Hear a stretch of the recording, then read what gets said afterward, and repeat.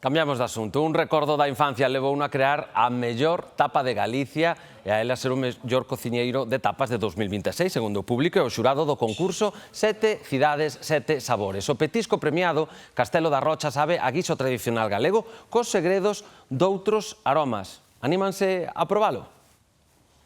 De todas as que probamos cada día, hoxe imos romper coa rutina e probar a elixida como mellor tapa de Galicia. Está aquí moi preto de nós e chamase Castelo da Rocha, pensada e creada polo chef santiagués Rodrigo Seoane, que nola quiso facer pa nós. Sabe a casa, e con un toquiño un poquinho de fora. Está feita de unha lloza dun recheo de un estofado de conexo tradicional de toda a vida, como facía a miña abuela, unha salsiña que infusionamos con un puntiño de lima, un pouquiño de yuzu, unha espuma de chiribía e un cruxente de cenoria. Pasei xusto por unha finca que tiña miña abuela, xusto do lado do castillo, e vi pasar un conexo, e aí empezou toda a historia e a cabeza a traballar. Unha tapa moi bonita, a presentación eu creo que tamén chamaba a atención, pero sobre todo ese punto de potencia de sabor.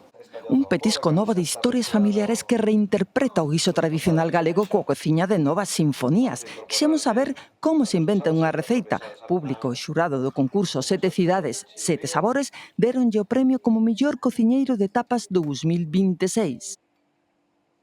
Non pensas, vou innovar, simplemente ti colles algo pois o mellor un poquinho máis normal e empezas a incorporarlle uns matices que non combinan directamente con ese plato que temos na cabeza e aínda empeza a innovación. Cada vez que incorporamos algo novo e a xente ao final vai no aceptando, eu creo que aí é onde vamos avanzando. Formará parte da vosa carta, non?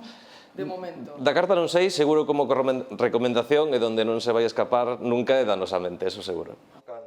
Atrevémonos a atravesar a cuberta cruxente vexetal para probar a tapa directamente feita, unha creación que garda emoción e recordos e quen sabe se acabaremos pedindo unha de Castelo da Rocha.